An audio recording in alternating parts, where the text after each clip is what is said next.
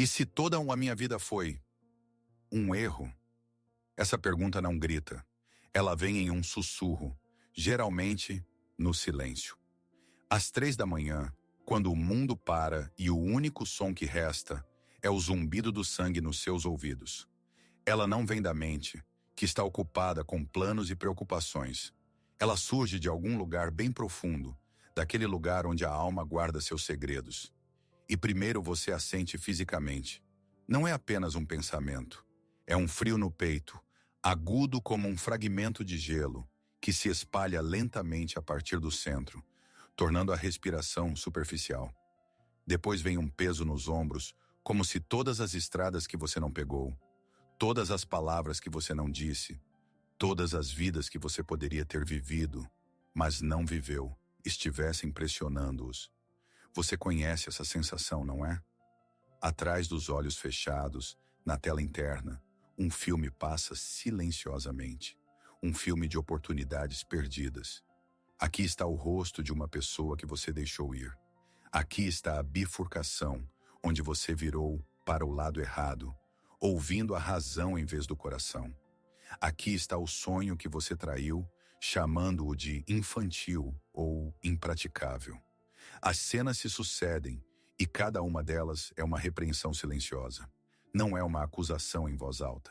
É a triste constatação de um fato pelo juiz mais imparcial de todos, sua própria memória.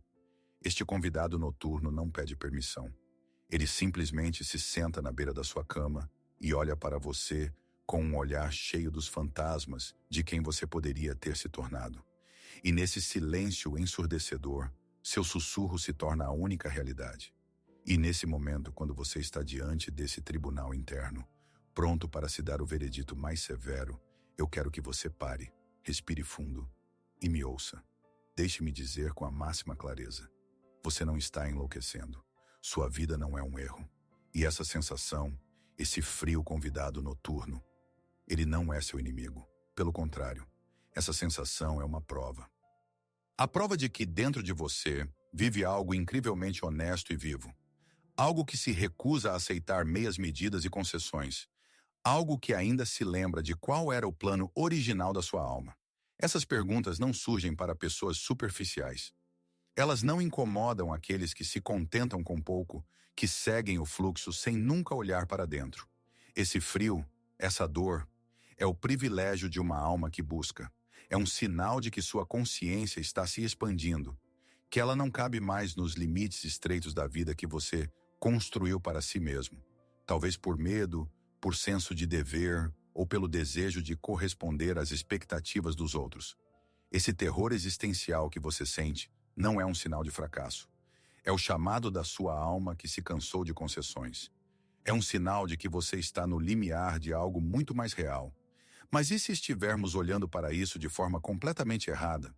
E se nosso código cultural, nossa criação, nos ensinou a ler este sinal de trás para frente? Faça a si mesmo uma pergunta paradoxal. E se essa sensação não for um veredito, mas um convite? E se a sensação de que você se desviou do caminho, na verdade, significa que sua verdadeira jornada interior está finalmente começando? Imagine uma bússola. Na vida normal, sua agulha aponta de forma mais ou menos estável para o norte, para os objetivos e valores que a sociedade nos dita. Carreira, família, status social. Seguimos essa rota e tudo parece claro. Mas de repente, no meio da jornada da vida, a agulha enlouquece. Ela começa a girar freneticamente, a se contorcer, a apontar para todas as direções ao mesmo tempo. Nosso primeiro pensamento instintivo é: a bússola quebrou. Pensamos que nós quebramos, que perdemos nossas referências, que estamos com defeito. Mas um viajante sábio sabe, a bússola se comporta assim por uma única razão. Não porque está quebrada, mas porque se aproximou de um campo magnético incrivelmente poderoso, daquilo que ela procurava o tempo todo. Do seu verdadeiro norte, seu pânico, sua confusão, sua sensação de que a vida inteira foi um erro, não é uma falha. É a rotação frenética da agulha da sua alma, que pela primeira vez sentiu a proximidade de sua verdadeira essência, de seu propósito. E os mapas antigos não funcionam mais. É por isso que você está aqui. porque os mapas antigos não funcionam mais e a rotação da agulha da bússola assusta e fascina ao mesmo tempo. Você sente que está no limiar de algo importante, mas não tem a linguagem para descrevê-lo. Por isso, quero ser extremamente claro sobre o que faremos a seguir. Este vídeo não é um conjunto de conselhos. Não vamos lhe oferecer 5 passos para a felicidade ou afirmações baratas para encobrir as rachaduras em sua vida. Isso seria um desrespeito à profundidade da sua experiência. Isto é um mapa do território em que você acabou de entrar. Esta é uma chave para entender por que seu caminho, que lhe parece tão errado e caótico, na verdade obedece a uma lógica superior e oculta. Durante a próxima hora, percorreremos juntos o caminho desse terror frio até uma compreensão profunda. Aprenderemos a ver o padrão nas rachaduras da sua vida. E eu lhe prometo, ao final da nossa jornada, você olhará para o seu caminho errado, para todos os seus chamados erros e arrependimentos, e pela primeira vez o verá como o único caminho certo. Então, se você está pronto para parar de ter medo dessa bússola giratória e aprender a ler sua linguagem, vamos começar. Para entender por que essa crise é sentida de forma tão dolorosa, primeiro precisamos nos tornar arqueólogos. Precisamos remover cuidadosamente, camada por camada, tudo o que consideramos óbvio e escavar a fundação sobre a qual nossa noção de uma vida correta é construída. E na base de tudo, sob as ruínas de nossas esperanças e decepções pessoais, encontraremos o mesmo projeto antigo. Vamos chamá-lo de o mito da vida linear. Este mito nos é bem familiar. Nós o absorvemos com o leite materno. Ele é reforçado na escola, é celebrado na cultura. Ele diz que a vida é uma escada que se deve subir, degrau por degrau, sem quedas ou desvios.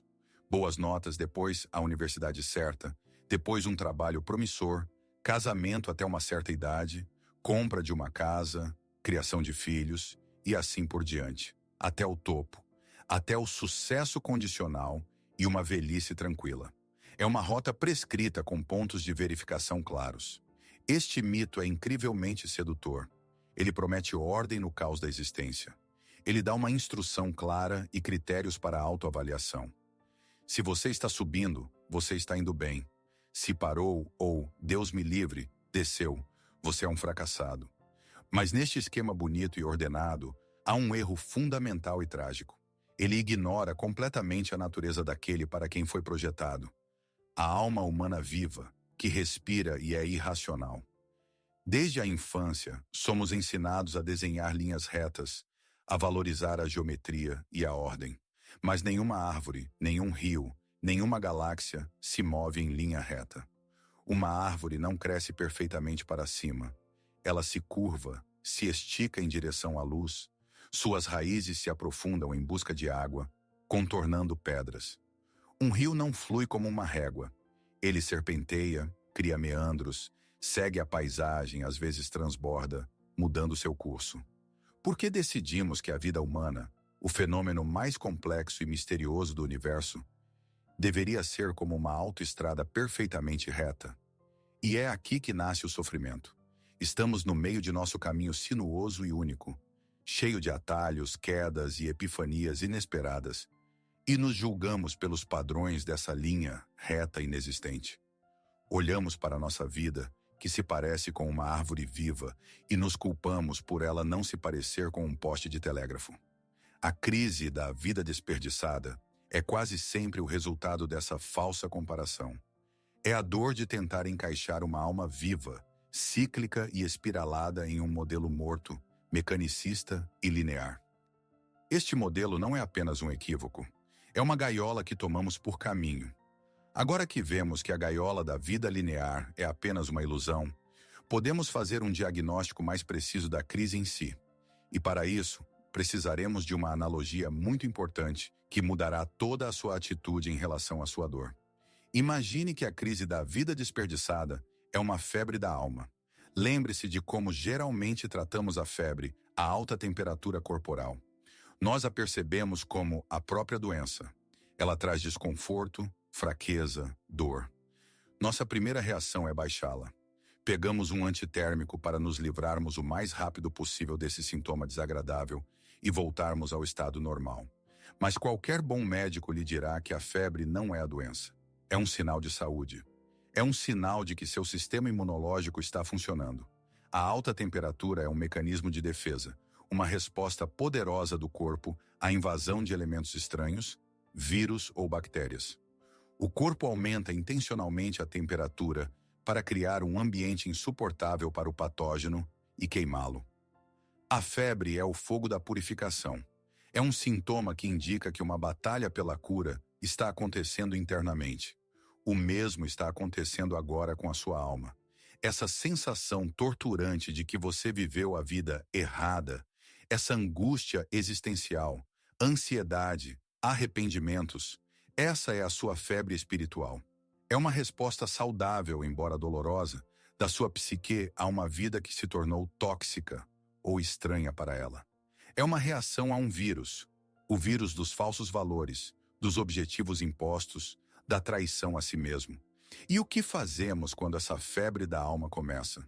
Agimos da mesma forma que com a febre corporal. Tentamos baixá-la, mergulhamos em novos projetos, buscamos distrações, abafamos a dor com trabalho, álcool ou relacionamentos superficiais. Lemos livros de pensamento positivo, tentando nos convencer de que está tudo bem. Mas tentar se livrar dessa sensação com pensamento positivo ou novos objetivos é como baixar a febre ignorando a infecção. Você pode obter alívio temporário, mas a doença que causou a febre não irá a lugar nenhum. Ela apenas se aprofundará para mais tarde se manifestar com uma força nova e ainda mais destrutiva. Portanto, nossa tarefa não é baixar essa temperatura. Nossa tarefa é agradecê-la pelo sinal e nos perguntar corajosamente: contra qual infecção minha alma está lutando? Qual elemento estranho ela está tentando queimar com este fogo? Nós vamos olhar mais fundo. Se concordamos que a febre é um sinal, então agora é hora de aprender a decifrá-lo. E para isso, peço que você faça algo que exige coragem. Não por mim, por você. Quero que você, por um momento, deixe de ser um espectador passivo e se torne um explorador ativo de sua própria alma. Não vamos analisar toda a sua vida. Isso é impossível. Pegaremos apenas um fragmento. Uma cena daquele filme de oportunidades perdidas que tanto o atormenta à noite. Agora, por favor, seja honesto consigo mesmo. Lembre-se daquela virada errada em sua vida, a decisão da qual você mais se arrepende. Talvez tenha sido deixar um emprego promissor, ou terminar um relacionamento estável. Talvez tenha sido uma mudança que não correspondeu às expectativas, ou pelo contrário, a recusa de se mudar por medo. Escolha um momento, o mais vívido. Deixe essa lembrança vir à tona. Sinta aquela pontada de arrependimento. Agora é a parte mais difícil. Abandone todos os deveria ter e se eu tivesse. Esqueça por um momento as consequências, o que aquilo resultou. Volte ao ponto antes que tudo desse errado, ao exato momento da decisão. E desse ponto pergunte a si mesmo, o que minha alma realmente buscava naquele momento? Não sua mente que calculava os riscos, não seu ego que queria a aprovação, mas sim a alma. Que necessidade profunda de liberdade, de amor, de paz, de reconhecimento, de se sentir vivo, você estava tentando satisfazer, ainda que de forma desajeitada? Talvez ao se demitir daquele emprego estável, você não estivesse buscando irresponsabilidade, mas um respiro. Talvez ao entrar naquele relacionamento errado, você não estivesse buscando drama, mas uma tentativa desesperada de se sentir visto.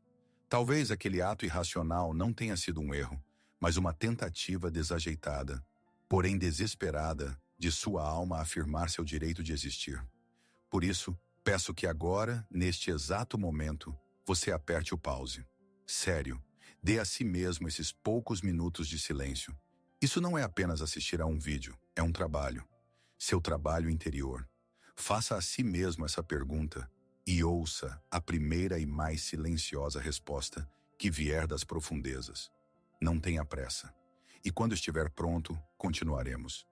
Qualquer que seja a resposta que tenha chegado a você neste silêncio, seja um sussurro baixo ou uma epifania ensurdecedora, peço que a trate com o maior respeito, porque o que você ouviu não foi um pensamento aleatório, não foi uma desculpa ou uma racionalização, foi uma voz, a voz daquela parte mais profunda de você que tentava desesperadamente ser ouvida naquele momento do seu passado.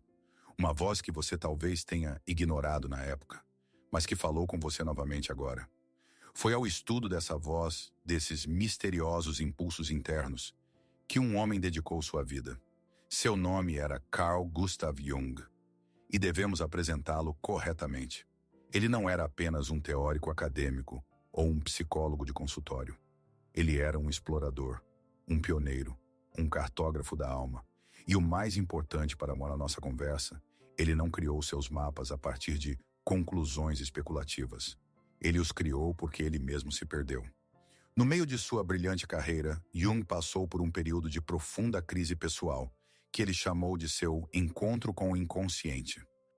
Ele abandonou todas as referências externas e por vários anos mergulhou na escuridão de seu mundo interior para mapear suas paisagens, seus habitantes e suas leis.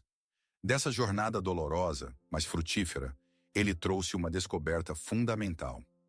Toda a alma tem um impulso inato e implacável. O impulso de se tornar inteira, de se tornar aquilo que está destinada a ser, em toda a sua plenitude única e irrepetível. Ele chamou esse processo de individuação. A individuação não é um caminho para a perfeição ou o sucesso social. É o caminho pelo qual a bolota se torna um carvalho e a lagarta se torna uma borboleta. É um processo interno e orgânico de desdobramento do potencial que existe em nós. Este é o verdadeiro norte para o qual a agulha de nossa bússola interior aponta. E aqui está a ideia-chave que conecta tudo. Enquanto o mundo estava obcecado com conquistas externas, este médico suíço ousou sugerir que a maior aventura do homem acontece internamente. Ele afirmou que toda a alma tem seu próprio caminho único. E as crises mais dolorosas ocorrem quando ignoramos seu chamado por tempo demais. Chegamos ao coração do nosso mapa. Definimos que a crise é uma febre da alma e sua causa é ignorar o chamado à individuação. Mas que chamado é esse? De onde ele vem? E que processo misterioso é esse pelo qual nossa alma está disposta a organizar uma verdadeira revolução, virando de cabeça para baixo toda a nossa vida estabelecida? Para entender isso, precisamos conhecer as duas figuras mais importantes em nosso mapa interior, o ego e o self. Nosso ego é o que costumamos considerar como nós mesmos. É nossa mente consciente, nosso diretor executivo, o gerente de nossa vida cotidiana. O ego planeja, analisa, toma decisões. Sua principal tarefa é a adaptação ao mundo exterior, a sobrevivência e a proteção de nossa personalidade. O ego é o capitão do navio, de pé na ponte e olhando para as ondas. Mas Jung descobriu que o ego não é toda a nossa personalidade. É apenas uma pequena parte visível de um continente enorme. O centro de toda a nossa psique, tanto consciente quanto inconsciente, é o que ele chamou de self, o si mesmo. O self é a totalidade. É o Deus interior, o organizador silencioso, a instância suprema de nossa alma. Se o ego é o capitão, então o self é o navio inteiro, o oceano e o mapa do céu estrelado pelo qual se deve navegar. O self é quem conhece o verdadeiro destino. E o processo de individuação é o processo pelo qual o ego, o capitão, aprende gradualmente a ouvir e a confiar na sabedoria do self. Todo o sistema de navegação. É um caminho para a totalidade, não para o sucesso. Não se trata de se tornar melhor, mais forte ou mais rico. Trata-se de se tornar você mesmo, em toda a sua plenitude. Agora vamos traduzir isso para uma metáfora que esclarecerá tudo. Imagine que, no momento do seu nascimento, sua alma era como uma bolota. Nessa minúscula bolota já está contido o projeto completo e perfeito de um poderoso carvalho. Não de um pinheiro, não de uma bétula, mas especificamente de um carvalho. Este projeto interno, esta matriz inata de sua singularidade, é o seu self. Seu ego é o jardineiro. Sua tarefa é ajudar essa bolota a realizar seu potencial. Um bom jardineiro estuda a natureza da semente. Ele lhe fornece o solo certo, a quantidade suficiente de água e luz. Ele protege o broto de pragas. Ele serve ao projeto contido na bolota. Ele não tenta mudá-lo. Mas o que acontece em nosso mundo? O jardineiro, nosso ego, é ensinado desde a infância que as árvores mais bem-sucedidas e corretas são, digamos, os pinheiros. Eles são sempre verdes, crescem rápido, sua madeira é muito valorizada. E o jardineiro, querendo ser bom, começa a tentar desesperadamente cultivar um pinheiro a partir de nossa bolota. Ele poda as folhas largas para que se pareçam com agulhas. Ele coloca estacas para que o tronco cresça perfeitamente reto. Ele ignora o chamado interior da bolota, que quer estender galhos poderosos e nodosos e aprofundar suas raízes na terra. E é aqui, neste trágico erro do jardineiro, que nasce a sua crise. A sensação de vida desperdiçada é o grito silencioso do seu carvalho interior, que está sufocando em um espartilho feito sob medida para um pinheiro. Seu ego está em pânico, pensando: eu sou um mau jardineiro, não consigo cultivar um bom pinheiro. Mas na realidade, seu self, seu carvalho interior, finalmente acumulou força suficiente para começar a quebrar essas estacas e rasgar o espartilho. Portanto, entenda o principal. Sua crise não é um fracasso do seu ego, é um triunfo do seu self. É a rebelião do seu verdadeiro eu contra a tirania de falsos objetivos. É um processo doloroso, mas vivificante, no qual seu carvalho interior finalmente reivindica seu direito de ser um carvalho. Para ver como essa rebelião interna se desenrola na vida real, vamos deixar a teoria de lado por um momento e nos voltar para uma história. Não é a história de uma pessoa específica, mas talvez você reconheça nela um pedaço da sua própria. Imagine uma mulher. Vamos chamá-la de Sara. Sara cresceu em uma pequena cidade na costa. Sua infância cheirava a sal e algas. O som das ondas era sua canção de ninar, e o ritmo das marés era seu diapasão interno. Ela não pensava no oceano. Ela era parte dele. Ela conhecia sua linguagem sem palavras. A linguagem do tempo que muda, a linguagem do grito das gaivotas, a linguagem do horizonte infinito que prometia não uma carreira, mas um mistério. Sua alma estava sintonizada com este elemento selvagem, cíclico e vasto. Era o seu lar. Mas então vieram as vozes da razão e da sociedade. Elas lhe diziam que o oceano era bonito, mas não prático. Que o futuro estava nas grandes cidades, onde o aço e o vidro perfuravam as nuvens. Que o verdadeiro sucesso não se media pela profundidade do seu olhar, mas pela altura do seu cargo. E Sara, sendo inteligente e responsável, acreditou nelas. Ela foi embora. Ela entrou em uma universidade de prestígio, formou-se com honras e começou a construir uma carreira em uma metrópole enorme e pulsante. E ela conseguiu. Ela era incrivelmente boa no que fazia. Ela subiu a escada, degrau por degrau. Seu mundo agora consistia em ângulos retos de edifícios, o ritmo claro dos prazos e a luz artificial das lâmpadas de escritório. Aos 35 anos, ela tinha um cargo impressionante, um apartamento com vista panorâmica para as luzes da cidade e todos os atributos da vida que lhe prometeram como correta. Ela se tornou aquele pinheiro que todos admiravam. Mas por dentro, algo começou a morrer. Primeiro, era uma melancolia silenciosa e inexplicável à noite. Depois veio a sensação de que ela era uma atriz interpretando o papel da Sara bem-sucedida na peça de outra pessoa. Ela comprava coisas caras, mas elas não traziam alegria.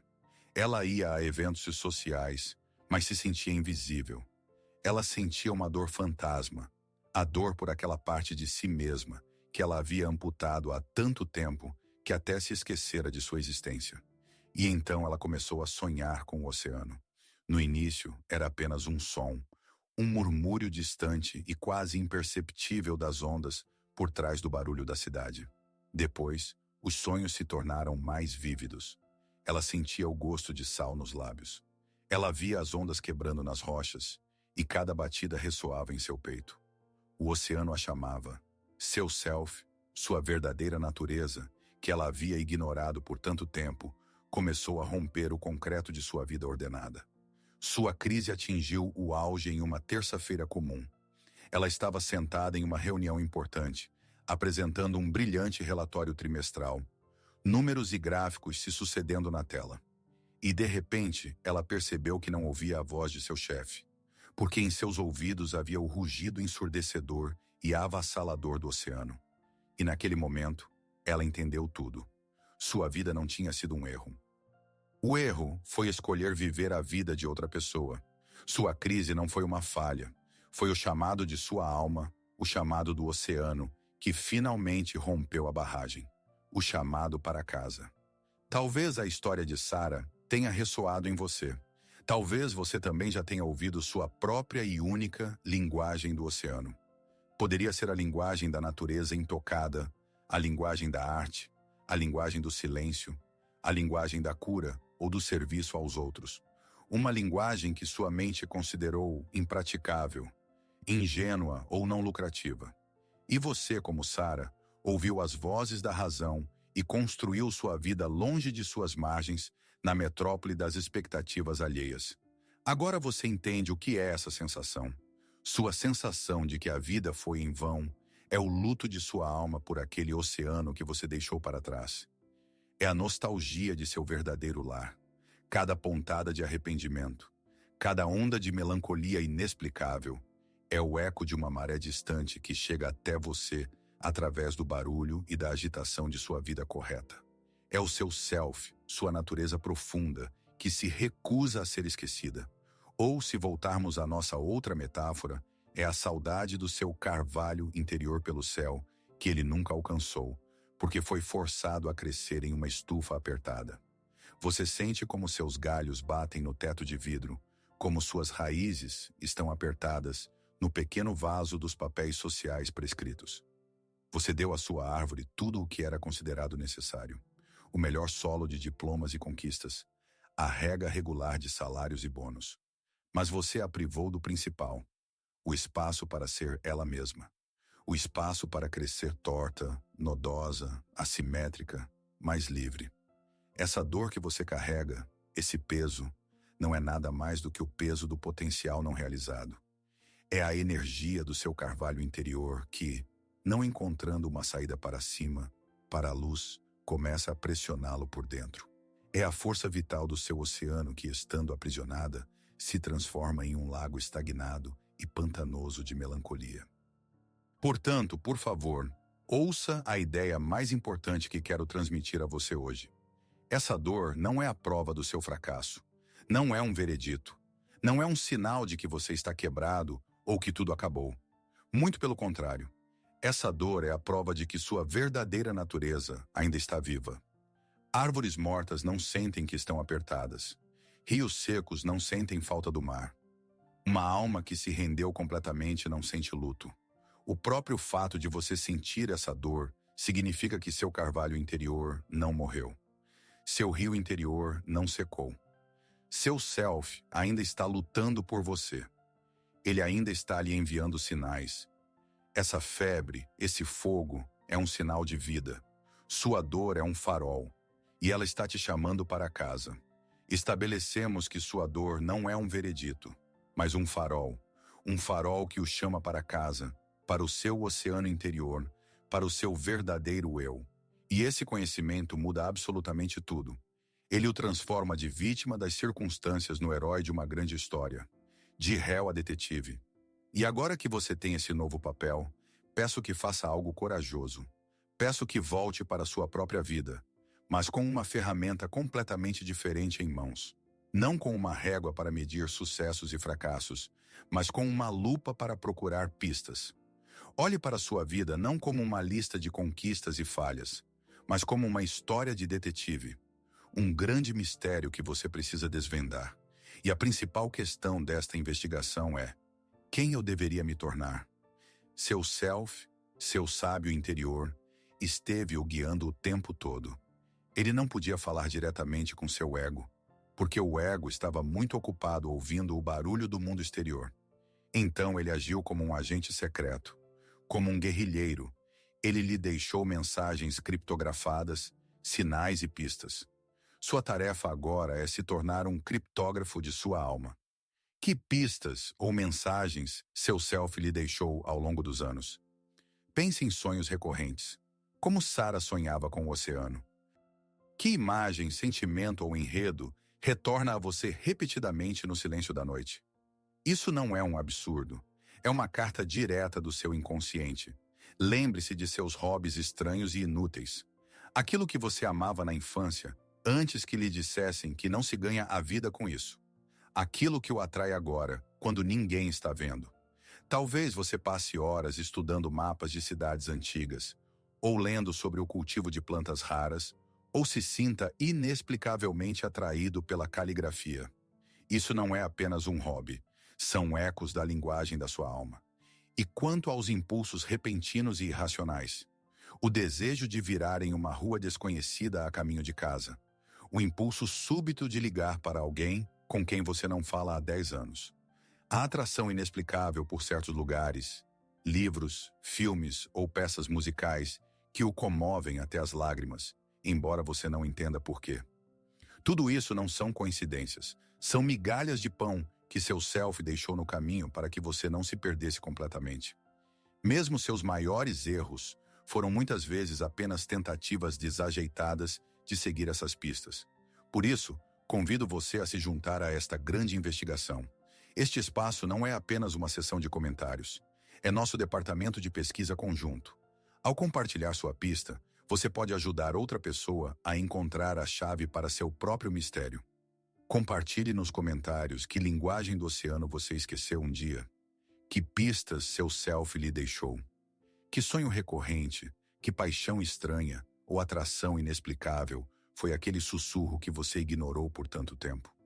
Vamos nos tornar uma comunidade de exploradores que se ajudam a decifrar os mapas de nossos caminhos únicos e unicamente corretos. Agora que você se tornou um detetive de sua alma e começou a encontrar pistas, uma nova questão se apresenta. O que fazer com esse conhecimento? Especialmente com as descobertas sombrias e dolorosas, com as memórias de erros que causam tanta dor. Instintivamente queremos apagá-las, esquecê-las, fingir que não aconteceram. Mas aqui chegamos à virada mais radical e libertadora de toda a nossa jornada. Há uma ideia que pode transformar seu fardo mais pesado em seu maior tesouro. Seus chamados erros, suas viradas erradas, seus anos passados na névoa, não são algo de que se deva livrar.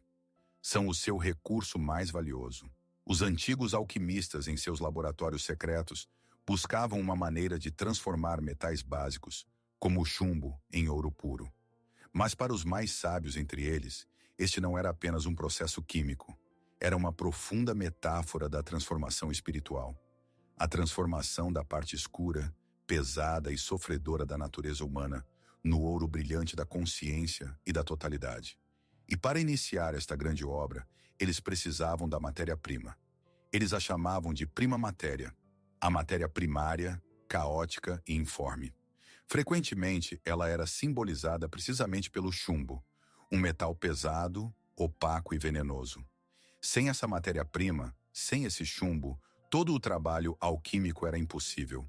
Seus anos errados, seu sofrimento, seu caos, este é o seu chumbo. Esta é a sua preciosa prima matéria. É o pântano da sua confusão, a escuridão da sua depressão, o peso dos seus arrependimentos. A sociedade nos ensina a desprezar este material, a escondê-lo, a ter vergonha dele. Mas o alquimista da alma sabe, é nele e somente nele que está contida a semente do ouro.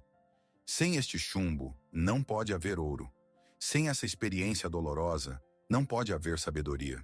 O ego quer uma vida limpa, brilhante e impecável. Mas a alma não vem a este mundo em busca de esterilidade. Ela vem em busca de experiência, pela plenitude da experiência, tanto a luz quanto a escuridão. Ela sabe que o caráter não é forjado no conforto, mas no fogo das provações.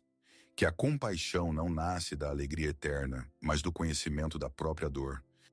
Que a sabedoria não é a soma das respostas certas, mas a profundidade da compreensão nascida de muitos erros. A alma não está interessada em conforto, ela está interessada em profundidade. E a profundidade não é alcançada evitando a escuridão, mas atravessando-a. Seu caminho errado não foi um erro. Foi uma etapa necessária de coleta de material alquímico para a sua grande obra. Se nossos sofrimentos e erros são o chumbo precioso para nossa transformação, então do que exatamente consiste esse chumbo? Que matéria pesada e escura é essa com a qual teremos que trabalhar? Jung deu um nome a esse fenômeno. Ele o chamou de sombra. A sombra não é o mal no sentido bíblico. A sombra é nossa bagagem psicológica invisível. É o baú no porão de nossa alma, onde desde a infância jogamos todas as partes de nós mesmos que consideramos inaceitáveis, más ou inapropriadas. Nossa raiva, nossa inveja, nossa preguiça, nossa sexualidade, nossa selvageria, nossa vulnerabilidade. Mas não só isso. Para lá também vai o nosso ouro inconveniente, nossa força criativa não reivindicada, nossa ambição reprimida, nossa alegria não expressa, se não correspondiam às expectativas de nossa família ou sociedade. Criamos a sombra para sobreviver, para sermos amados e aceitos. Formamos uma fachada bonita e socialmente aprovada, nossa persona, nossa máscara, e escondemos tudo o que não corresponde a ela na escuridão. O problema é que o que escondemos não desaparece. Acumula energia. Espera sua hora. E agora olhe para o seu caminho errado através desta lente. Muitas vezes, nossos atos mais irracionais, nossas decisões mais destrutivas, não foram nada mais do que a rebelião da sombra. Foram tentativas inconscientes e desesperadas de nossa psique de viver aquelas partes de nós mesmos às quais negamos o direito de existir. Aquele romance errado que destruiu sua vida estável, talvez tenha sido sua paixão reprimida que não podia mais ficar na jaula. Aquela demissão súbita do emprego ideal, talvez tenha sido a rebelião do seu artista interior que estava farto de relatórios corporativos. Aquele acesso de raiva do qual você se arrepende, talvez tenha sido o grito de seus limites pessoais que você permitiu que fossem violados por tempo demais. A sombra sempre busca a integração. A alma não tolera a divisão. E se não encontrarmos uma maneira consciente de dar voz às nossas partes sombrias, elas irrompem, de forma desajeitada, destrutiva, caótica. É por isso que a saída da crise não é uma luta externa. Não é mudar de emprego, de parceiro ou de cidade, embora às vezes isso se torne uma consequência. A verdadeira saída é um trabalho interior corajoso.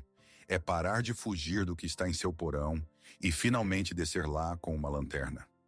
É parar de lutar com sua sombra e começar a conversar com ela. Isso exige uma coragem imensa. É muito mais fácil culpar os outros ou o destino. Mas o único caminho para a totalidade é virar-se para aquilo que você despreza em si mesmo e, em vez da pergunta, como me livro disso? Fazer uma pergunta completamente diferente. O que você veio me ensinar? Descer ao porão com uma lanterna, ficar cara a cara com a sombra, fazer-lhe uma pergunta.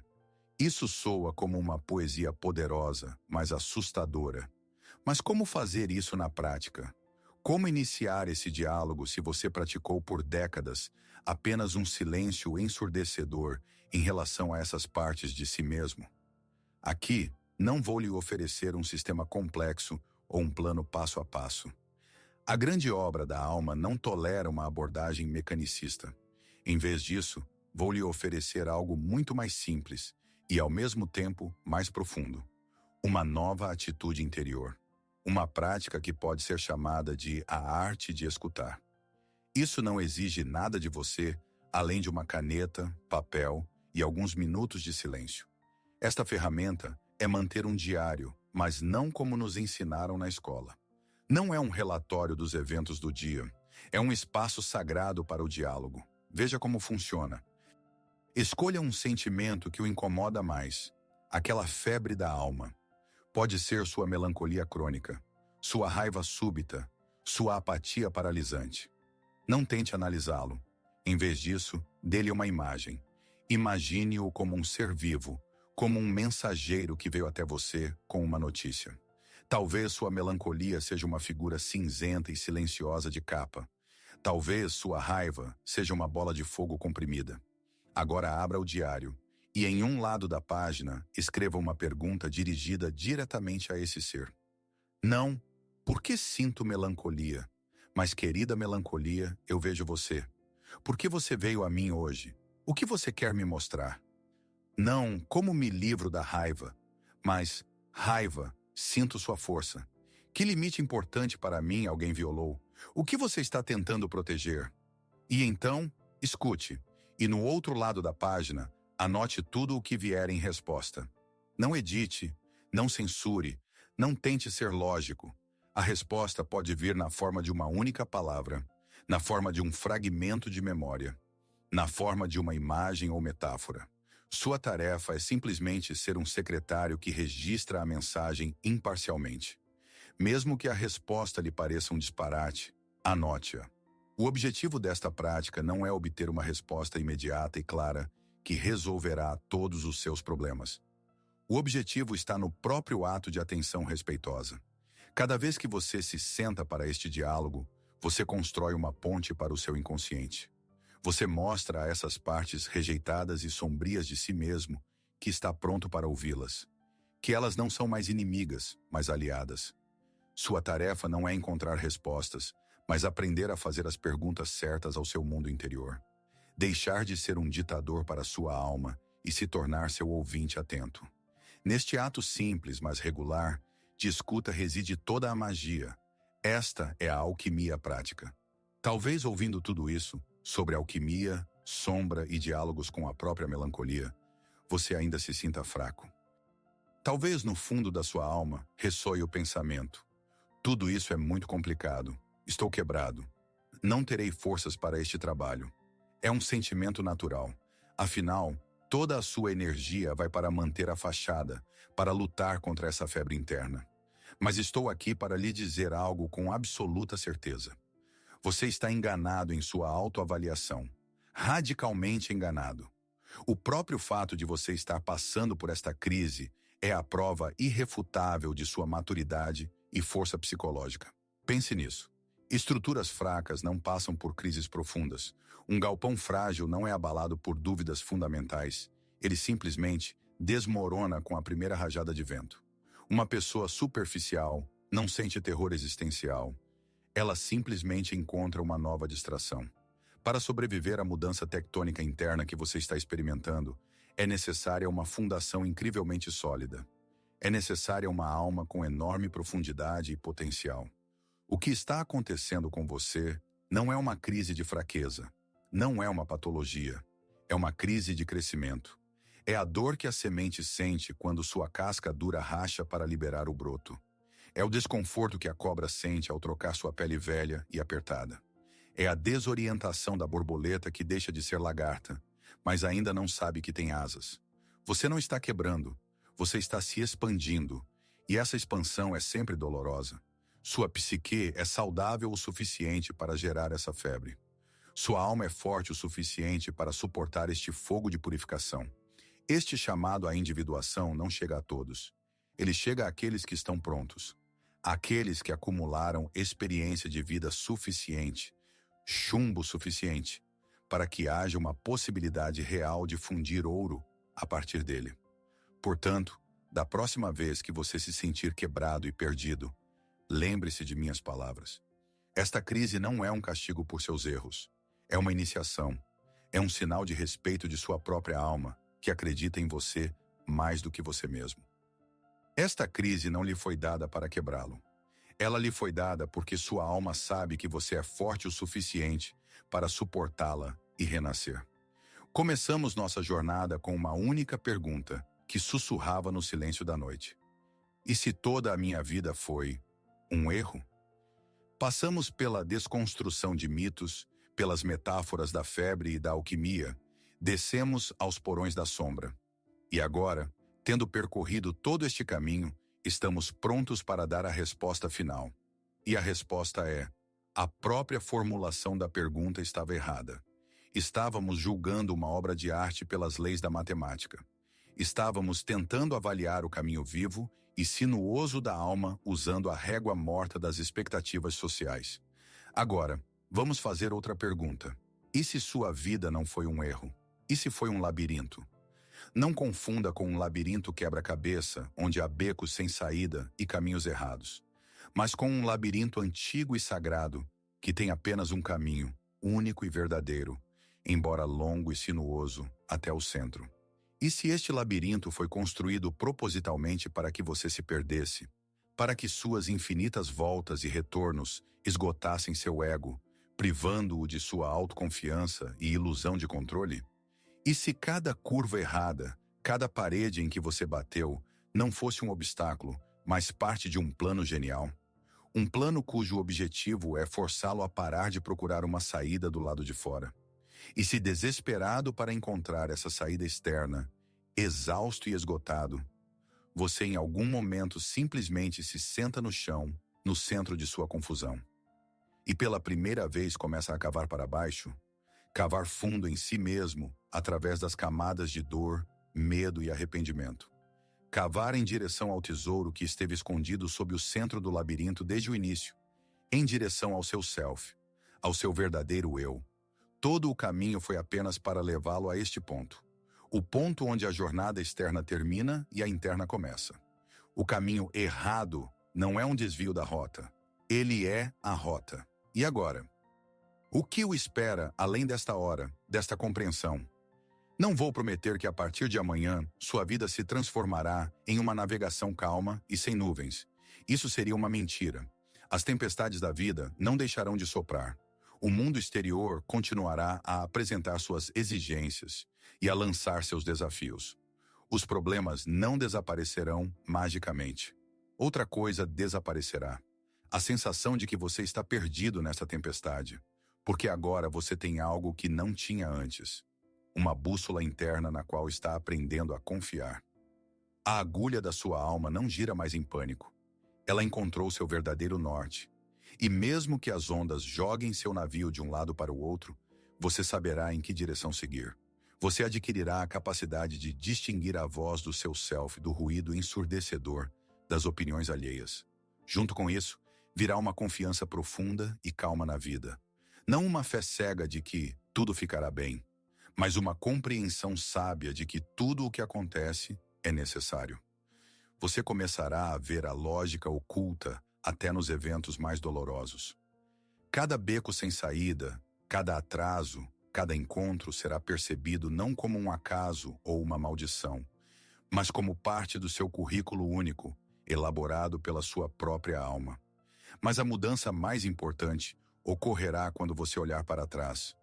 Aquele filme de oportunidades perdidas que o atormentava à noite começará a mudar.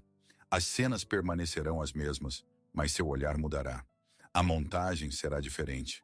E você começará a ver sua história não como uma cadeia de arrependimentos, mas como um mito de um herói, o seu mito pessoal, onde cada fracasso foi uma descida necessária ao submundo, cada erro, um encontro com um mestre sombrio, e cada cicatriz, um sinal de sabedoria adquirida.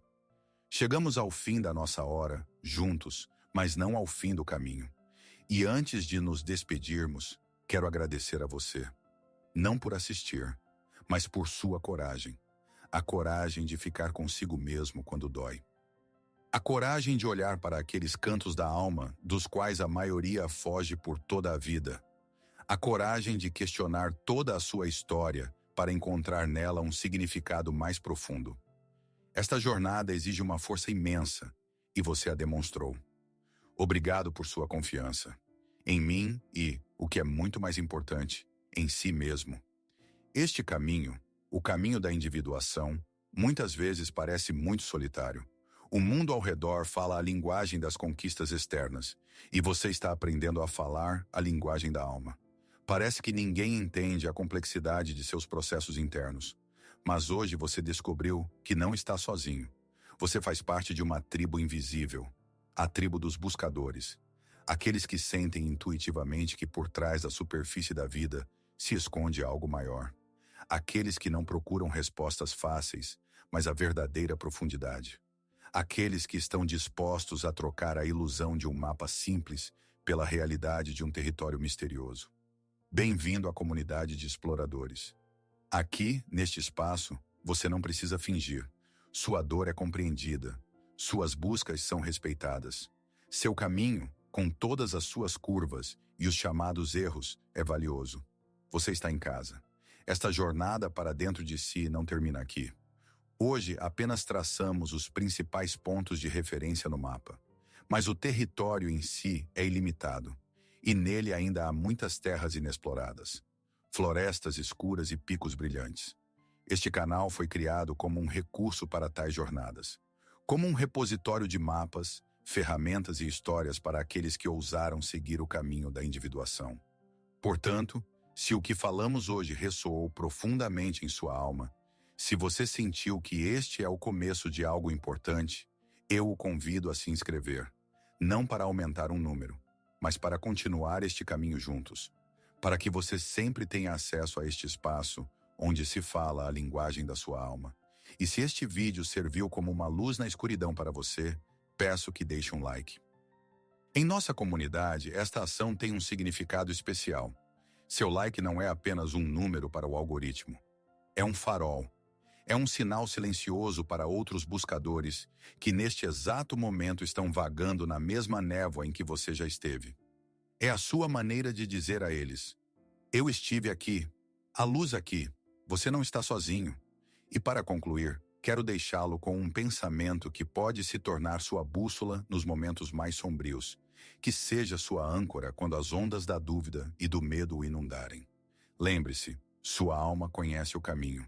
Confie em sua sabedoria, mesmo quando ela o guia através da escuridão.